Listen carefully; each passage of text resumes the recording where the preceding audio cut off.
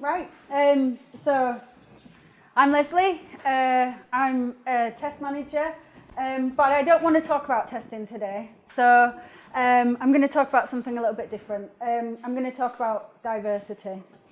So as you can imagine, diversity is the art of thinking independently together. I would like to kind of have come up with that title myself, but after sending about 3 crap ideas over to Ash, he was kind of like, he threw this one back. I was like, yeah, that makes sense. So I have to sort of put some kudos out to Ash for suggesting the title for my talk today. So when I was pulling the slides together for my talk, and this picture kind of popped up in association with the quote, it kind of took me back to a time sort of before I was a tester. So I did a degree in applied and human biology, and this kind of reminded me of a module that I did on biodiversity. So biodiversity is characterized by the richness and the variability of species within sort of a given community. And richness and variability actually helps that community to thrive and succeed. And when you go through kind of changes within sort of the environment, evolution can speed up, and that can be a time where a species might thrive or it might become extinct. It sounds like a time when you think that potentially you need a different way of thinking in order to survive. So I didn't want this to be just another diversity talk. We're all familiar with the stats. We all know how poor our industry is with the figures of diversity. We've got a lot of focus on diversity and lots of initiatives within organisations, but it doesn't seem to be sort of making an impact, and it doesn't seem to be making a difference. So when I decided to do a talk here, I kind of knew how hard it was for the organisers here at the Atelier to find diversity within their speakers. It's really hard, and it shouldn't be. And for people that are sort of a minority within our industry, if we want to change things, it's also really hard for us, and it takes a lot of additional time and effort. So we're already on our back foot, and I like to kind of call it the diversity tax. So if you're privileged and you've already got lots of opportunities and you're already working in industry and you don't see the need for change, then it's for the people that do feel that they need to change things. It's for them, and they have to work harder. And that's not really fair, because actually diversity is something that will benefit us all. It's something that will improve our industry as a whole. And as such, it's something that we really should care about as a collective. So the problem, I guess there's currently around 600,000 open tech roles in the UK, and this is supposed to jump to 1 million by 2020. I know from my own perspective as a hiring manager, there's a real competition for skilled workers. The cost of recruitment is just going up all the time, and there's a real productivity impact on the hiring managers and their teams in trying to find these people and integrate them into their squads. So it really does impact your whole company's productivity. It's not just like one person's problem, but something that impacts us all. And diversity really is beneficial to everyone. Diverse companies actually outperform non-diverse companies by around 34%. Within my organisation, we've got 12% female staff within the tech sector. Within the different tribes within our organisation, there's 9%, 11%, 10%, 4% female. Doesn't sound very diverse, does it? And then within the leadership team, there's 0. So as you can imagine, that's something that I believe that if we changed, who knows where it could take us, who knows how far we could go. So it's not just about the stats, it's not just about the skills gap, it's not just about how productive your organisation is, but actually there's a reason why people are not coming into our industry. And I think part of that is due to the fact that we don't have a very open and inclusive culture. And actually, people are 12% more productive if they can feel like they're themselves at work. So for gay employees who remain in the closet, they're 10% less productive than those that can feel like they come out and be themselves. And 66% of females in Silicon Valley feel excluded from socials due to their gender. This is not cool. We need everyone to be involved. We need everyone to be engaged, and we need them to be able to be themselves in order to get the best out of them. Culture within an organisation is usually top down, and actually, if your leadership team consists of only straight white males, then that's what culture you're going to have. It doesn't seem like somewhere where people want to be a part of. So I think the stats speak for themselves, and as I said previously, it doesn't seem to change anything. It doesn't seem to really sort of change behaviour within the people and our industry.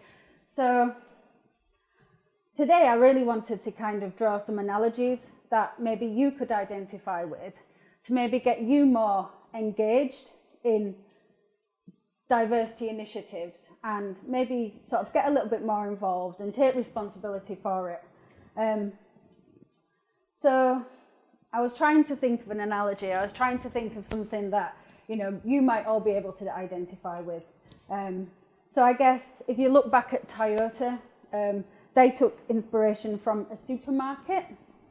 That's where Kanban came from. It enabled them to pioneer a new approach to how they engineered cars, and Henry Ford's visit to an abattoir that enabled him to think about how he would change how he produced his cars, and actually that's where the production line was formed. And also Apple are famously known for introducing the desktop. And it was ways in which, I guess, people that were not familiar with computers could understand that their desktop, which was somewhere they would write documents, they would file something away, they could retrieve it, how they could link that to what happened within a computer.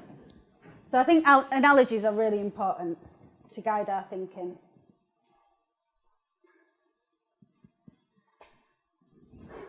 So my analogy is going to be not Back to the Future, unfortunately. We will be going back in time, and I did do a talk called Back to the Future, but it's not that one. So we're going to go back in time. No, I'm not doing the same talk again. I wish I was. So I want to take us back to the world of Waterfall. So this was where I wanted to kind of make this session a little bit more interactive. The room's not quite set out for that, so I might need people to shout out or call out some characteristics of old school Waterfall. So I guess, is anyone still using Waterfall? Right, you're expert. So what are the key features? Like what do the teams look like? How do they deliver stuff? What are the timelines like? Can we try and capture some of that stuff? It's very interesting. I can only speak about our team, which I've only just come into. I've come from a very agile environment into a team doing Waterfall at a different company. And so I can really see the differences. The timelines are very, very short. I can see that because of Waterfall, the testers and the developers are divided. So we've got silos. Yeah. The testers aren't invited to be involved in the requirements and specification, or the design, or the implementation. So people are not involved throughout the life cycle. Right.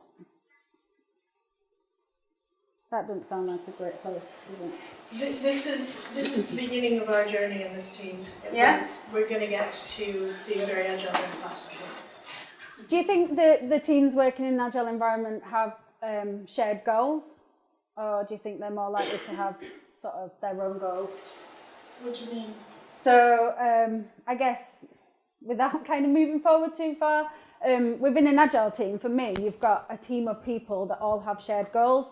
Whereas when I've worked in Waterfall, what I've often found is that the developers have their goals and they're more likely to kind of chuck it over the fence rather than kind of thinking about sort of what's going to happen going forward. So for me, it's kind of like it's very self-centric. Right. I think we're starting to move towards being more team-oriented. At this time, testers are just coming into the team. There's been a team of devs and a team of testers, and I can see that even in the last 2 weeks, the devs have started working more with the testers and starting to think about the testers. So I'll hear them talking about we can't write all that because the testers can't test all that. So you're starting to get more empathy between the teams by sort of collaborating more. How about the work?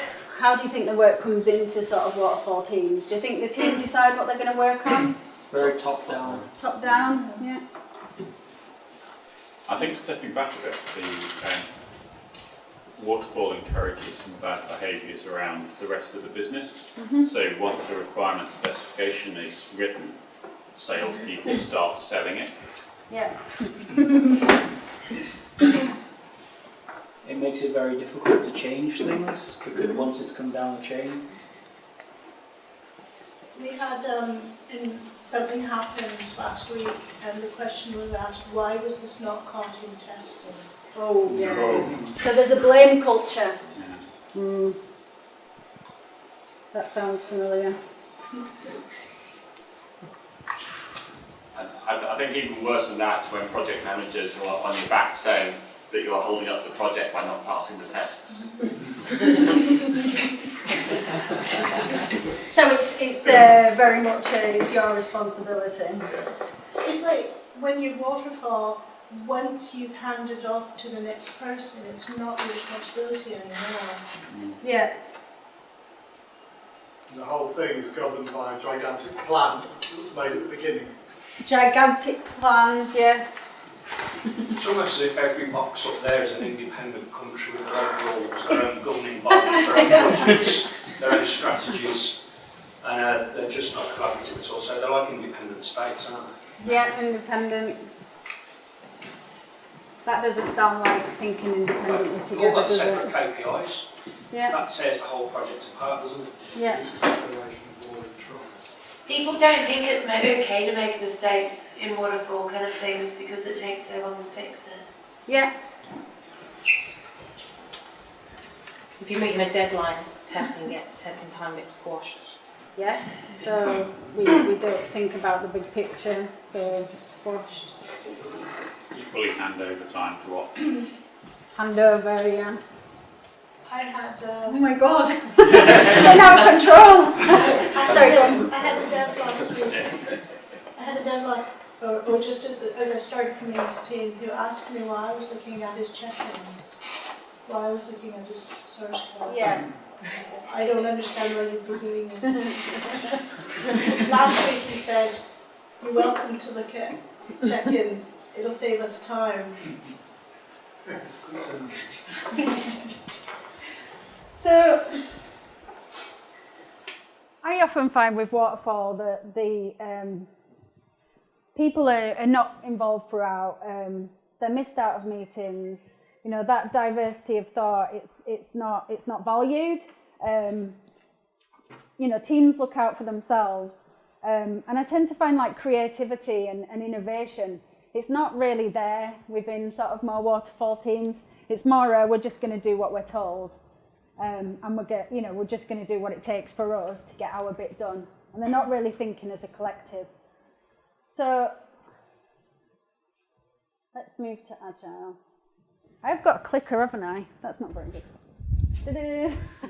Trying to do it all from here, but actually I've got a clicker.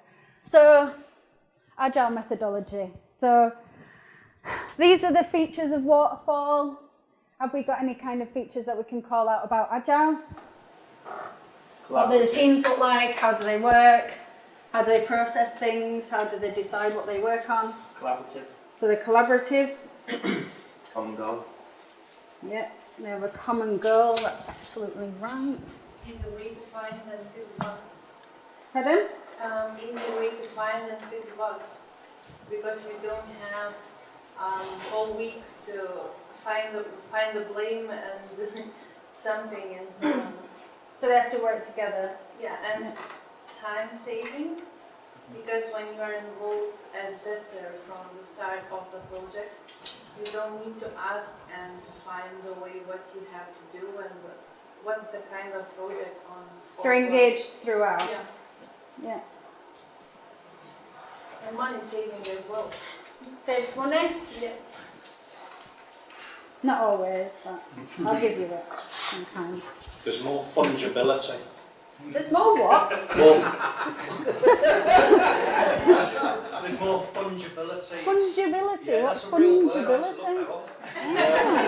It's basically where they learn to upskill each other and release some of their skills to other people that are either better at doing it or just for the sake of having more sort of shared skills in the team. So they share skills, Yeah. that's quite nice. Do Agile teams all have the same? Fungibility. I have written fungibility. do all Agile teams consist of the same job family? Or do they have like a mixture? So like for me, there's going to be a mix, there's going to be some devs, there's maybe some ops, some tests, some Depends UX. what works best for them. Yeah, so they're going to be cross-functional. There's more of a learning culture because of that as well. Learning culture, that's right. More curiosity.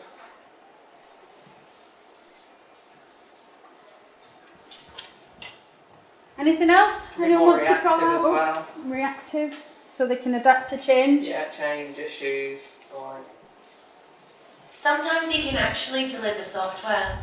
Yeah, so you can get results. So, Fast feedback. yes, that's right. Gwen, well done. You get a brownie point for that one. Continuous feedback. Yes, continuous feedback. Continuous. That's way better. No, continuous everything. Yeah. Continuous everything. That's what they like to see. Learn and improve from previous sprints. There's what, sorry? Except Learn and improve from previous sprints. So, yeah, learn and adapt. Yes. More confidence. The more confident. Honest risk and more confidence. Small change. They tend to be happier. Happier. I like that one. I think there's a danger in an agile team if you're overloaded that it can quickly move to being a waterfall team. Even Yeah. just for a few sprints. Yeah, Because you don't kind of have manage time it. to do all of the looking beyond your own role. So maybe there's a little bit of negative stuff there around like how you manage your workload and just ensuring that it's the right amount so that, you know, people don't feel like they've got too much to do. Cool. So in terms of Agile, oh, it's gone across. What is going on? Right. Should have practiced. No, it's not. It's a bit more fluffy than that. So in terms of what I see of Agile teams is that they tend to be more motivated. They deliver kind of more stuff. They deliver stuff that people want. They're innovative, they're creative, they're happier, and they're very much more kind of motivated. And so to me, I mean, there's no questions asked. Like, this is the methodology that I would use. Come on. Not working. Just go manual. Come on. There we go. So what has this got to do with diversity? I've kind of taken you on a bit of a journey. We've gone to the past, and then we've gone to the future, and we like the future, it looks nice. Okay, so I guess what didn't we like about Waterfall? What were the things that didn't work? And why do we like Agile? Why is it so effective as a methodology? What I'd like to do is kind of take inspiration from how we work today within our Agile teams and kind of use some of that thinking to to drive how we kind of consider diversity. I mean, if nothing else, it's kind of refreshed why we do Agile, so you've got something from the talk. Okay. So, cross-skilled teams. So for me, cross-skilled teams, they're diverse. Within Waterfall teams, testers would constantly have to kind of like argue the value of what we're testing and why we're testing. They quite often would get missed out of meetings, so things would be built and decisions would be made, and they would be there to kind of pick up the pieces, as it were. So there wasn't a lot of trust, there wasn't a lot of engagement, and yeah, so I think Agile teams are definitely more effective. And if you think about that diversity, if you could amplify that across your organisation and kind of apply it not just to whether you've got different job families within your teams, but you've got people from different backgrounds, people who have got different ages, people who, you know, a different race, someone who's a different gender. If you can kind of like look at that across your organisation, if you've got like that variability and that diversity, just think how kind of effective you're going to be. It's really going to be a differentiator for you within the marketplace. So Agile, it's everyone's responsibility. Within an Agile team, I think there's a real respect for the skills that people have. You know, gone are the days where, you know, quality was QA's responsibility. So I'm sure you've all been there. It's like, there's a team over there, they look after quality, so I don't really have to care about it. Or maybe it's UX, you've got a UX team. They're like solely responsible for customer experience. So I don't have to think about that, because that's not my job. Within an Agile team, those roles, they're embedded in. So actually, it's everyone's responsible. We all care about the customer experience. We all care about the quality. We all care about testing. So it's a shared thing. And for me, diversity, it's a similar thing. If you think about, you know, the woman, she's kind of fighting for more women in tech, or, you know, we've got sort of a pride group and there's a lot of people there. They put so much time and effort into to kind of try and improve diversity for their people, but actually diversity benefits the whole organisation. So it shouldn't just be those people that are trying to improve it. What we need is for people that are not from a minority to jump in and help and to do what they can do to make it better for everyone, because they will benefit from that. It isn't just the responsibility of the minorities to kind of get more diversity into the workplace. So Agile teams, they're empowered to make decisions. Unlike the old Waterfall culture, where teams were given projects to deliver, they had little say over what they did and how they did it. Within sort of Agile teams, they make their own decisions. They decide what they're going to work on. They decide what's valuable to their customers and their stakeholders, and they deliver stuff that will actually make an impact and will make a difference. And I think it's similar within diversity. We need to be able to empower people within an organisation to set up grassroots teams and groups to champion the things that they care about. I don't believe that it should just be HR. You know, HR, they look after people. They're going to solve all our diversity problems, because actually it's not a HR issue, it's a tech issue. We should be able to sort our own problems out. So we should be there, we should be forming our own groups, and it should be very much bottom up. So Agile teams, they adapt and learn. I don't think this is like true, it can't be, because like, I don't think ants could like realistically build that thing. I thought it was quite funny, because if they ever did, then, you know, I think they've really like got something here. Yeah. I just was like, that's amazing. Anyway, so in a waterfall environment, the batches, like, they're way too big. Ooh. And I tend to find that with diversity initiatives, like they're massive things and they're driven by like a, you know, whole kind of team of people, and, you know, they're going to force people to think and care about diversity. But how do we know if that's working? How do we know if that's actually, you know, having an impact in any way, shape or form? So I kind of think it's up to teams, like, to understand what the stats are. So where's our area of like most concern? What are the areas of diversity that we could really look at and try out and engage with people from, say, you know, engage with young people. So we're going to make a point of looking at the pipeline. We're going to go out to universities because we think that's the thing that will best impact us, rather than leaving it up to another team to decide what they think would benefit you as a tech function. So I think adapting and learning is really important in this. Let's not take like a big bang, top-down approach. And then involvement through the life cycle. So in Agile teams, people, they get involved up front. They're part of the whole life cycle. You know, it's kind of, it's sort of become less segmented. We've moved away from the silos. And the value of testing was realised earlier on. So we could have more of an impact. We could bake it in. I don't think there's, oh God, I've lost my place now. My notes are not very good. I can't remember the point of this one. So. So I think that it's so starting and talking to people about diversity at a younger age. So going. That's schools. the one. Well done, Gwen. Thank you. Okay. See, I told you it was interactive. I told you you were going to help me do the talk. So actually, it's not that one, but that's the next one. Oh, sorry. But thanks for that, because it prompted me to remember what this one was all about.